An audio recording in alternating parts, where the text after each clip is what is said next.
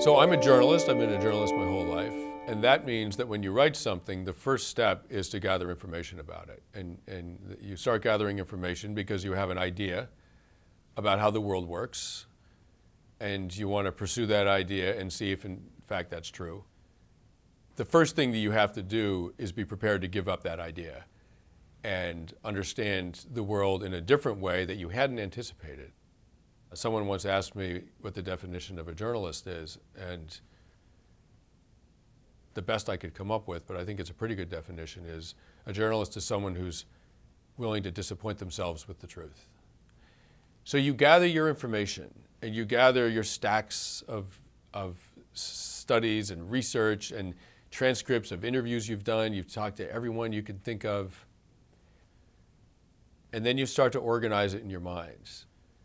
You start to map out this world that you've researched in a way that has a kind of internal coherence. And not only an internal coherence, but a kind of narrative trajectory. Every piece of journalism has a narrative arc. The narrative arc is integral to any human storytelling. It's been around surely since the Stone Age, since the invention of language. You have to make use of that in telling a long-form journalistic story, or people just won't stay with you. Then once I have all of that together, I ignore everything. I choose the scene that I'm opening my book or my story with. It's got to be a compelling scene. It's got to be a scene that I can't wait to describe because it's so intense. It's so amazing. Like, I can't wait to get my hands on it and put words to it.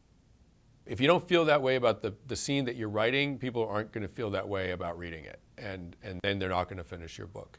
And I just sit with that scene, and it may be something I experienced personally, or it may be something that I reported on and found out about that happened to other people. And I sit with that, and I try to describe it in I try to think like a cinematographer. I basically say to myself, if this were the opening of a movie, what would the camera be looking at? What would the camera be lingering on? What would it pan to? Where would it zoom in? What would we want to see on the screen?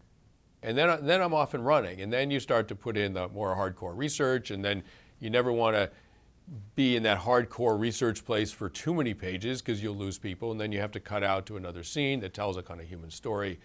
And you just keep toggling back and forth between, sort of making people eat their spinach, as it were, take in this information that they need to know, but maybe it's a little tough going. You toggle back and forth between that and these sort of human stories that are amazing, but if they're not supported by evidence and by data and information, they lose their credibility. You just keep toggling back and forth, hoping to get the right mix and hoping to keep people with you until the very end of the book. Writing is it's like religion or something. It's such a big, sprawling, complex, weird topic that it's hard to come up with rules about it. It's hard to give advice. It's like marriage advice or something. Like what works in one marriage doesn't necessarily work in another. Writing is a little bit like that. I think mostly you, as a writer, have to feel like you're not important. Like, the work that you're doing isn't about you. If your book is a bestseller, you were a servant of that information. It doesn't exist to serve you. You served it. Maybe it brought you along for the ride and you became a well-known writer. Well, that's great. But you have to really keep in mind that you're the least important thing in the whole equation.